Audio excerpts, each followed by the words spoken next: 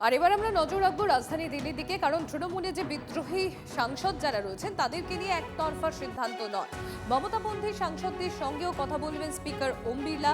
দুপক্ষের সঙ্গে কথা বলেই তৃণমূলের বিদ্রোহীদের নিয়ে সিদ্ধান্ত নেবেন ওম বিড়লা।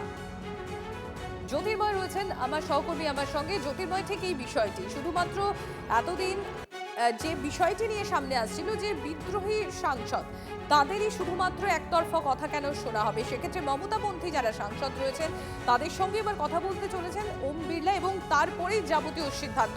কেন এই বিষয়টি আসছে সামনে, জ্যোতির্ময়?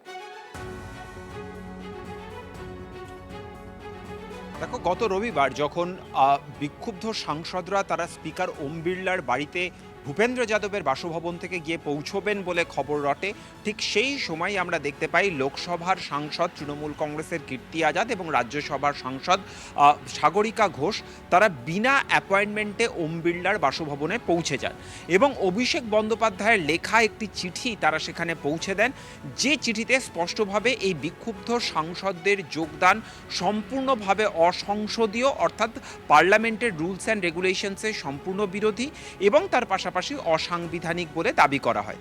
এবং তার পরবর্তী ক্ষেত্রে যে খবর আজকে আমরা পেয়েছি যে স্পিকার অফিস থেকে গতকাল অর্থাৎ 15ই জুন দুপুর 2টোর সময় একটি ইমেল পাঠানো হয় অভিষেক বন্দ্যোপাধ্যায়কে।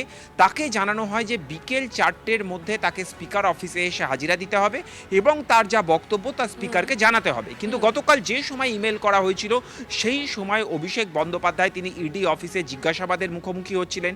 তার কাছে তার ফোন বা ল্যাপটপ বা ট্যাব কিছুই ছিল না, স্বাভাবিকভাবেই তিনি তার ইমেল অ্যাক্সেস করতে পারেননি এবং তিনি পৌঁছতে পারেননি। কীর্তি আজাদ তার বদলে পৌঁছন, কীর্তি আজাদের কাছে ফোন যায়, তিনি স্পিকার অফিসকে জানান যে অভিষেক বন্দ্যোপাধ্যায় এই মুহূর্তে কলকাতায় ব্যস্ত রয়েছেন, 2 ঘন্টার নোটিসে তার পক্ষে আসা সম্ভব নয় এবং তাকে অন্য কোনো তারিখ দেওয়া হোক। যে খবর আমরা পাচ্ছি স্পিকার অফিস থেকে অন্য কোনো দিন বা অন্য কোনো সময় বরাদ্দ করা হবে, সেই দিন অভিষেক বন্দ্যোপাধ্যায় বা তৃণমূল কংগ্রেসের তরফ থেকে কোনো সাংসদ প্রতিনিধি এসে স্পিকার অফিসে নিজেদের বক্তব্য তুলে ধরবেন। জ্যোতির্ময়, তুমি আমাদের সঙ্গে থাকো।